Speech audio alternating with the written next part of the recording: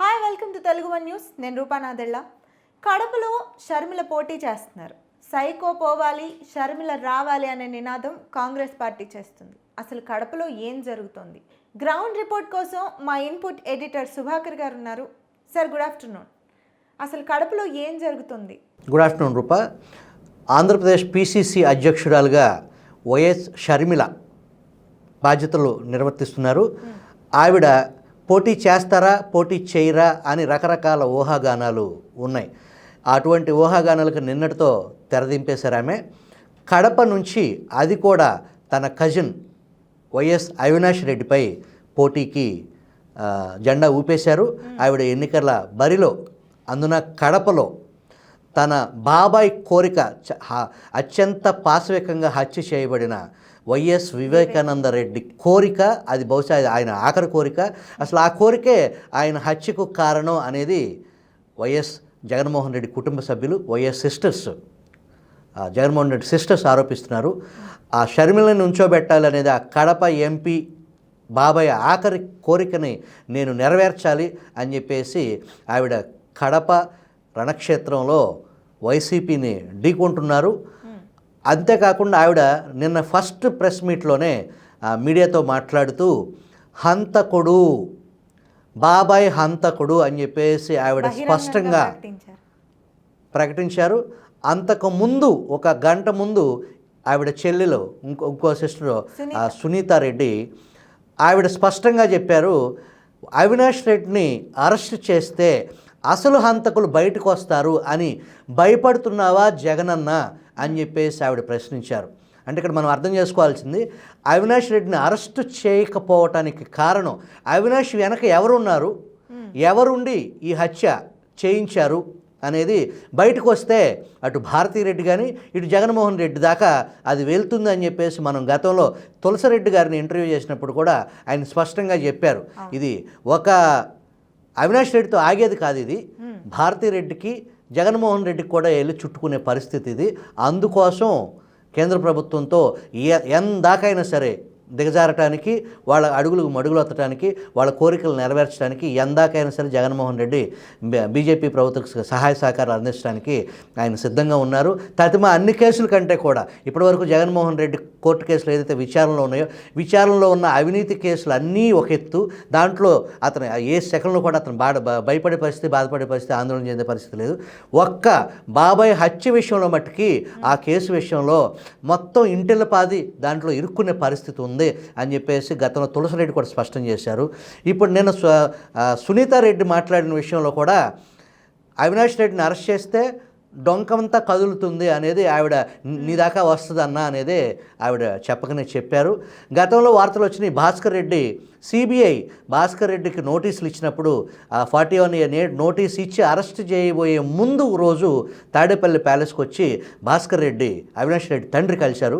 అప్పుడు మనకు మీడియాలో వచ్చిన వార్తలు, నన్ను మా అబ్బాయిని కాపాడకపోతే ఏం జరిగిందో మేము చెప్పేస్తాము, తర్వాత నీ ఇష్టం అని చెప్పేసి భాస్కర్ రెడ్డి జగన్మోహన్ రెడ్డి దంపతుల్ని బెదిరించారు అనేది అప్పట్లో మనకు వార్తలు వచ్చినాయి. ఇవన్నీ డాట్స్ అన్నీ చూస్తుంటే నిన్న షర్మిల చేసిన వ్యాఖ్య కానీ, అంతకు కొంత సమయం క్రితం సునీతారెడ్డి చేసిన వ్యాఖ్యలు కానీ, హంతకుడు ఎవరు అని చెప్పేసి ఆ కుటుంబానికి సంబంధించిన రక్త సంబంధితులు, అది కూడా జగన్మోహన్ రెడ్డి స్వయానా చెల్లి, సైకో కావాలా షర్మిల కావాలా తేల్చుకోండి అనే టైపులో హంతకుడు కావాలా షర్మిల కావాలా అనేది కాంగ్రెస్ పార్టీ నినాదంగా, ఇది కేవలం ఒక్క కడప పార్లమెంటుకు మాత్రమే పరిమితమైన వ్యవహారం కాదు, ఇది నైతికంగా జగన్మోహన్ రెడ్డి ఈ ఆంధ్ర రాష్ట్ర ప్రజలకి సమాధానం చెప్పి తీరాల్సిన పరిస్థితి.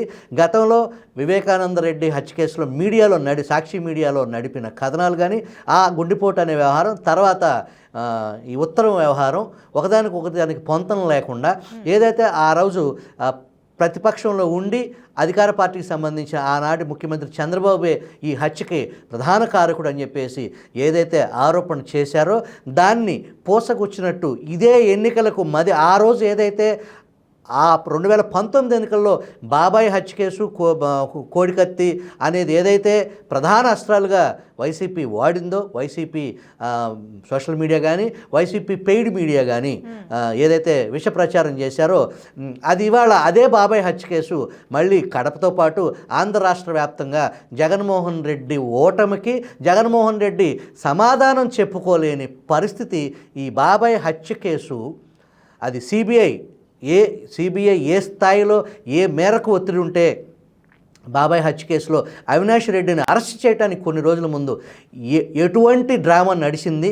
సిబిఐ ఎస్పీ సాక్షాత్తు ఏదైతే ఈ హత్య కేసు విచారిస్తున్న ఎస్పీ మీద ఆంధ్రప్రదేశ్ పోలీసులు ఎఫ్ఐఆర్ కట్టడం, అర్ధరాత్రి ఆయన సిబిఐ హోదాలో ఉండి ఎస్పీగా ఉండి కేసు దర్యాప్తు అధికారి రక్షణ కోసం అర్ధరాత్రి హైకోర్టు తలుపు తట్టడం అనేది ఈ దేశ చరిత్రలో బాబాయ్ హత్య కేసుకు సంబంధించి కేంద్రం నుంచి ఏ స్థాయిలో ఒత్తిడి తీసుకొచ్చి అవినాష్ రెడ్డిని అరెస్ట్ చేయకుండా ఎప్పుడు అరెస్ట్ చేశారో తెలియదు, కానీ హైకోర్టులో తెలంగాణ హైకోర్టులో అఫిడవిట్లో మేము అరెస్ట్ చేసాము, 41A నోటీస్ ఇచ్చాము, మళ్ళీ బెయిల్ ఇచ్చాము అని చెప్పేసి ఒక విచిత్రమైన ఈ కేసు విషయంలో ఒక నిగూఢమైన వాస్తవానికి భారతి రెడ్డి ఈ దీంట్లో అత్యంత కీలకంగా ఉన్నారు అని చెప్పేసి ఈ వైఎస్ సిస్టర్స్ ఆరోపిస్తున్నారు. దానికి సంబంధించి వివేకం సినిమా అనేది ఈ మధ్య రీసెంట్గా రిలీజ్ అయింది. దాన్ని బహుశా మామూలుగా థియేటర్లో రిలీజ్ చేస్తే అది సెన్సార్ సర్టిఫికెట్ వచ్చేది కాదు. దాంట్లో డైరెక్ట్గా పేర్లు వాడటం, భారతి పేరు కానీ క్యారెక్టర్స్ జగన్మోహన్ రెడ్డి పేరు కానీ భాస్కర్ రెడ్డి పేరు అవినాష్ రెడ్డి పేరు ఇవన్నీ డైరెక్ట్గా ఈ హత్య కేసులో నిందితులుగా ఉన్న అరెస్ట్ అయిన వాళ్ళు అందరి పేర్లు దాంట్లో వాడి ఈ హత్యకు కారణం ఏంటి అనేది సుస్పష్టంగా కొన్ని లక్షల కోట్ల మంది ఆ సినిమాని వీడియో సోషల్ మీడియాలో వీక్షించారు. దాన్ని ఈవిడ కోట్ చేస్తూ సునీతారెడ్డి కోట్ చేస్తూ వివేకం సినిమా ఎవరు తీశారు కానీ చాలా స్పష్టంగా తీశారు. కానీ ఆ లాస్ట్ అర్ధగంట ఆ సినిమాలో చూపించిన దానికంటే కూడా పాశవికంగా మా నాన్నను హత్య చేశారు అని చెప్పేసి ఆవిడ కన్నీళ్ళ పర్యంతం అయ్యారు. ప్రస్తుతం జగన్మోహన్ రెడ్డికి చెల్లి రూపంలో బాబాయ్ హత్య కేసుకి ఆన్సర్ చేయాలి.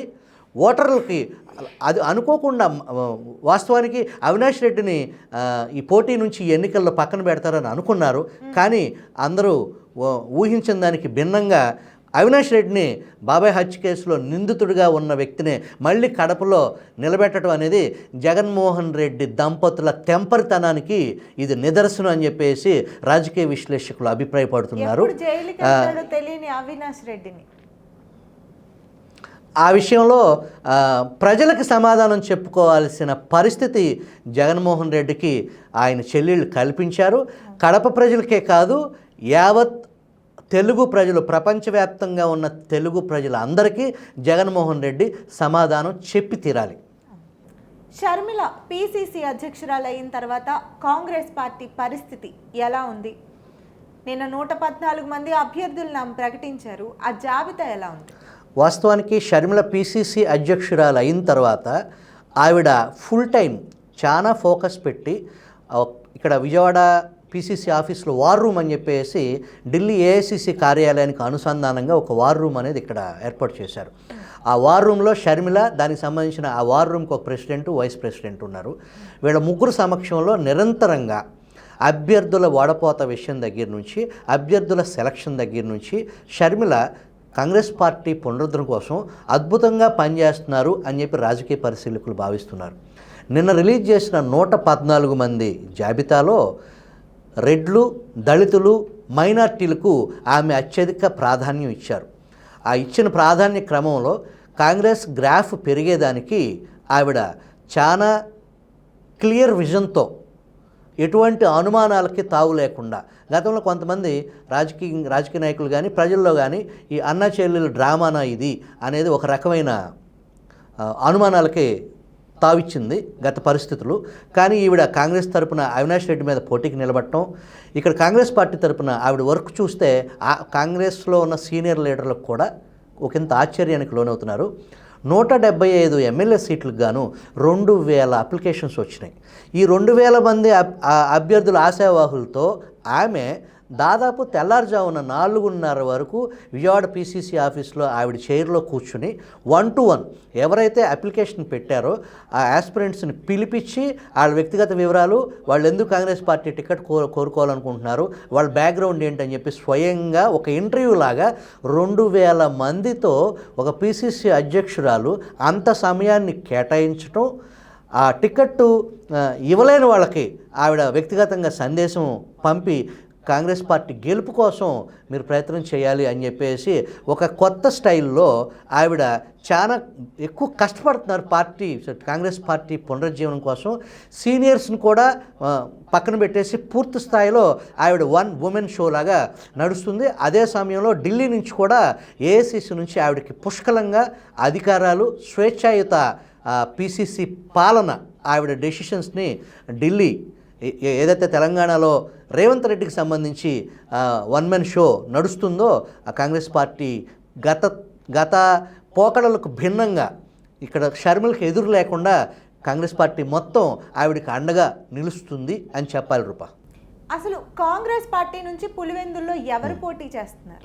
సౌభాగ్యమ్మ, ఏదైతే వైఎస్ వివేకానందరెడ్డి శ్రీమతి సౌభాగ్యమ్మ పోటీ చేస్తారు అనేది వార్తలు వచ్చాయి. అట్లాగే సునీత రెడ్డి, ఏదైతే వివేక కూతురు డాక్టర్ సునీత రెడ్డి పోటీ చేస్తున్నారని చెప్పేసి మనకు వార్తలు వచ్చినాయి. ఇక్కడ సౌభాగ్యమ్మ ఈనాడు కూడా గతంలో ఇంటర్వ్యూ ఇచ్చారు మొట్టమొదటిసారిగా. ఆవిడ వేదనని పతాక స్థాయిలో ఈనాడు ప్రముఖంగా ప్రచురించింది. అలా చూస్తే సౌభాగ్యమ్మ పులివెందుల ఎన్నికల బరిలో నిలబడుతున్నారు అని చెప్పేసి రాజకీయ వర్గాల్లో తీవ్ర చర్చ జరిగింది. అయితే ఆవిడ అనారోగ్య కారణం రీత్యా ఈ సునీత రెడ్డికి ఆవిడ హైదరాబాద్లో డాక్టర్గా ప్రాక్టీస్ చేస్తున్నారు. ఆవిడ అమెరికన్ సిటిజన్షిప్, డ్యూయల్ సిటిజన్షిప్ ఉంది ఆవిడకి. ఇక్కడ ఎన్నికల్లో పోటీ చేయాలంటే ఆవిడ అమెరికన్ పౌరసత్వాన్ని వదులుకోవాల్సి ఉంటుంది. టీడీపీ కాంగ్రెస్ పార్టీలో సీనియర్ లీడర్గా ఉన్నటువంటి తులసిరెడ్డిని షర్మిల ఒప్పించింది. అన్న, మీరైతే సరైన అభ్యర్థిగా ఉంటారు, మీరు రంగంలో దిగాలని చెప్పేసి తులసిరెడ్డిని ఇటు షర్మిల కానీ ఢిల్లీ ఏఐసిసి అధిష్టానం కానీ తులసిరెడ్డిని పులివెందుల్లో జగన్మోహన్ రెడ్డి మీద కాంగ్రెస్ పార్టీ తరపున, ఆయన Tulasireddy is a fair politician, ఎటువంటి